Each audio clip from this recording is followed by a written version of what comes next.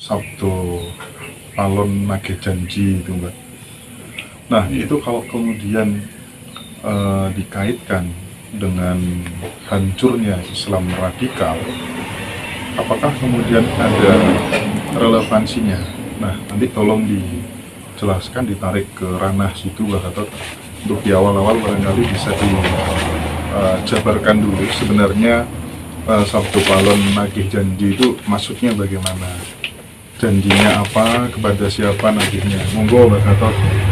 Ya, jadi memang sekarang ini ramai-ramainya dari masyarakat itu berbicara tentang Sabdo Palon Noyo Genggong.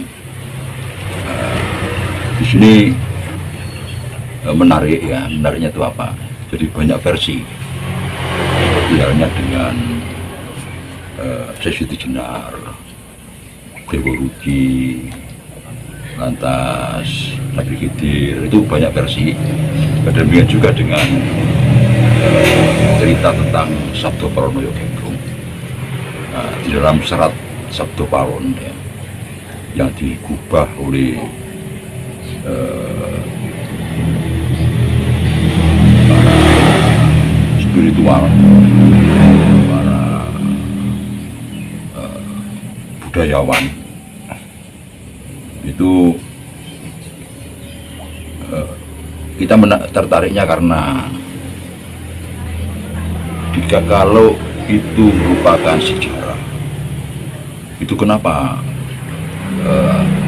ada di situ ada yang sifatnya remang-remang, jadi bukan absurd ya Pak, bukan ya, tapi remang-remang antara sejarah dengan legenda di sini. Yang saya maksud dengan legenda yang punya makna, yang punya makna spiritual, punya makna kearifan lokal.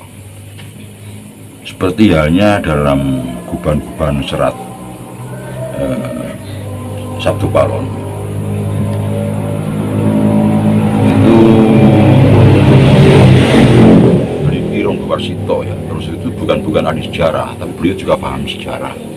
Beliau adalah seorang susuk besar ya, Jawa. Beliau seorang pelaku spiritual yang sudah mumpuni.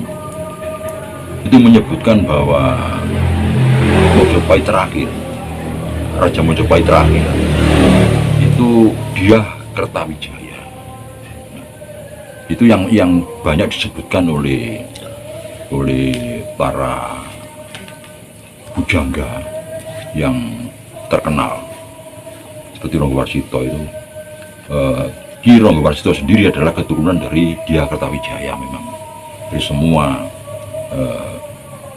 para bangsawan, sultan-sultan yang ada di Kesultanan Mataram, Suruh Jogja, ya, Pakubuwono, Mangkunegaran, Paku Alam itu terah dari Dia Kertawijaya. Di situ disebutkan Dia Kertawijaya ini Raja Mojopahit yang ke-6. Itu yang saya sebutkan.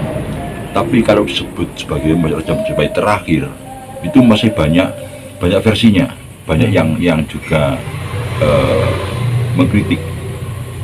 Sebab setelah Dia Kertawijaya itu masih ada Raja Mojopahit yang disebut-sebut di dalam buku sejarah itu. Walaupun pasca Dia Kertawijaya memang semua ahli sejarah itu menyatakan bahwa kabur. Jadi informasinya di dalam serat para raton itu sulit diterjemahkan karena dengan bahasa Jawa kuno yang sulit diterjemahkan, sehingga siapa Raja Mojopahit setelah Dia Kertawijaya. Nah, di situ ada Girisawardhana, ada Jayawisnuwardhana, ada Singawikramadwardhana, ada Girindrawardhana. Itu setelah Dia Kertawijaya.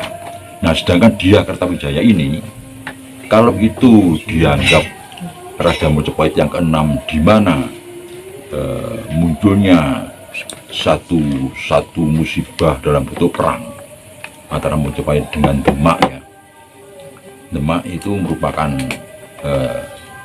kesultanan yang dibentuk oleh Raden Patah, jadi Pangeran Jimbuningrat itu Dia Kertawijaya itu memerintah Majapahit sebagai maharaja itu tahun 1369 sampai 1373 Saka. Nah, ini kalau dimasaikan tahun 1447 sampai tahun 1451 Masehi. Nah, ini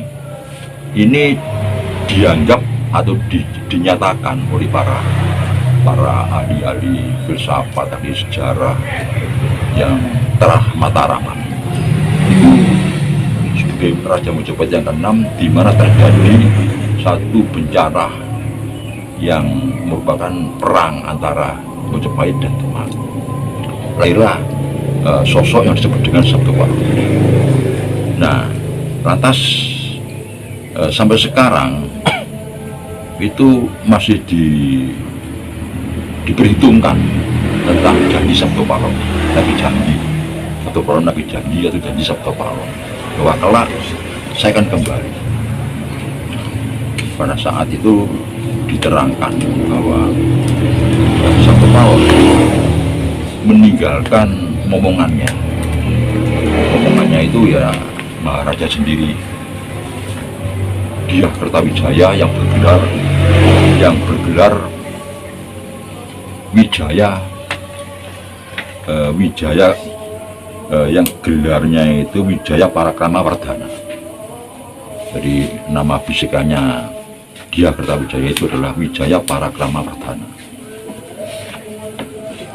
Nah, lantas kita hitung, sebab di situ menyebut angka 500. Jadi 500 tahun setelah ini saya akan kembali.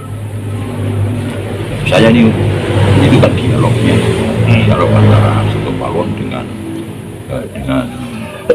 momongannya ini Dyah Kertawijaya yang didampingi di situ ada Sunan Kalijogo. Nah, 500 tahun ini kalau sekarang masih diidamkan oleh masyarakat, diidamkan kembalinya Sabtowalo, berarti kembalinya tatanan asli kita Jawa atau Nusantara ini. Coba sekarang kita hitung 500 tahun itu. Pemerintahan Dyah Kertawijaya ini tahun 1451 dia lengser ke Prabon. Nah, coba ini ditambah dengan 500 berarti tahun 1945.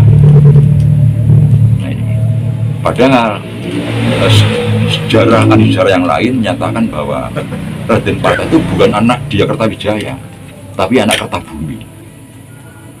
Jadi jauh setelah Dyah Kertawijaya, jauh. Jadi setelah Dyah Kertawijaya yang bergelar Wijaya Jayawardhana, atas digantikan oleh Wijaya Parakrama Wijaya Wardhana, digantikan lagi oleh Girisawardhana, dan digantikan lagi oleh Singawikrama Wardhana, dan terakhir oleh Girindrawardhana. Pada zaman pemerintahan Singawikrama Wardhana munculnya Kertabumi sebagai tandingan, dan Raden Patah ini putra di Kertabumi. Nah, ini pun masih belum dipastikan kebenarannya, karena semua ahli sejarah itu menyatakan bahwa setelah Dyah Kertawijaya, Majapahit ini kabur, siapa penguasanya? Ini menarik. Nah, karena dipastikan bahwa kejadian semacam clash ya, semacam peperangan antara Demak dan Majapahit ini pada zaman Dyah Kertawijaya yang bergelar Wijaya Jayawardhana ini, ya, Wijaya Parakrama Wardhana ini tahun 1451, kalau ini ditambah 500 tahun berarti tahun 1945. Nah, ini saya setuju. Berarti kemerdekaan itu yang diidamkan. Nah, sekarang setelah jatuhnya Majapahit, kejadian apa yang suatu merupakan momentum yang sangat menarik, sangat besar, satu momentum yang besar bagi bangsa ini. ya kemerdekaan itu. Tidak ada yang lain. Karena itu sesuatu yang luar biasa bagi kita sebagai bangsa. Nah, berarti ya kemerdekaan itu. Kembalinya Sabdo Palon.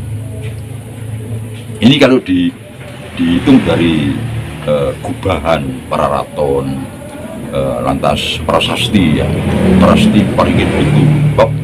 Zaman dia Kertajaya ini menerbitkan prasasti Waringin Pitu yang sangat menentukan sekali. Prasasti Waringin Pitu itu menginformasikan tentang susunan raja-raja, tentang tata pemerintahan Mojopahit. Itu ada di Prasasti Waringin Pitu itu. Nah, Prasasti Waringin Pitu itu diketemukan di Balung Sidoarjo. Prasasti ini sekarang di museum itu lengkap dengan tatanan pemerintahan Mojopahit. Nah, dari informasi prasasti itu dan dari informasi para raton, Pujangga Ki Ranggawarsita ini memastikan bahwa Raja Mojopahit ke-6 inilah yang munculnya Sabdo Palon. Nah, ini kalau ditambah 500 tahun, Sabdo Palon mengatakan 500 tahun lagi saya akan kembali, berarti kemerdekaan. Nah, di mana kembalinya? Pancasila ini. Pancasila ini. Jadi ini jelas merupakan satu pertanda besar ya.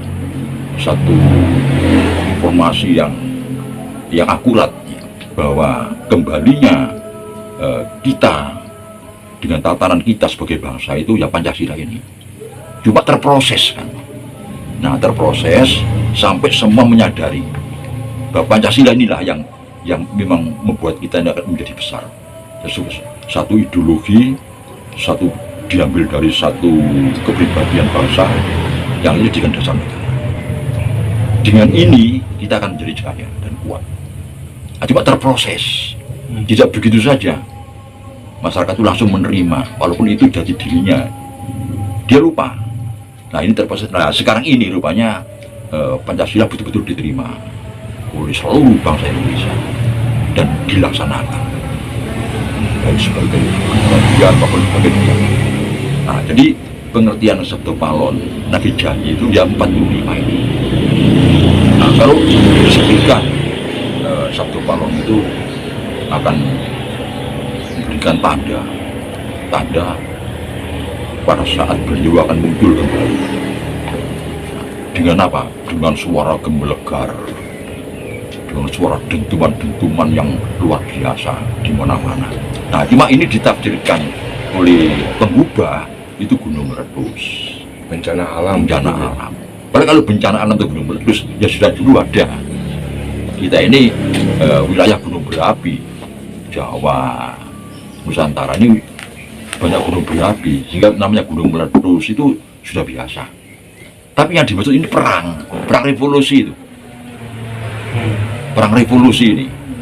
Jadi dan dimulai dari tahun 1900, Perang Dunia I, Perang Dunia II, terus revolusi fisik di negeri kita ini betul-betul merupakan satu pertanda memang waktu itu bahwa kita akan merdeka. Ini yang ditangkap oleh Bung Karno. Kelak setelah Perang Pasifik Indonesia merdeka. Nah, ini karena Bung Karno paham dengan surat Sabdo Palon ini bahwa setelah terjadi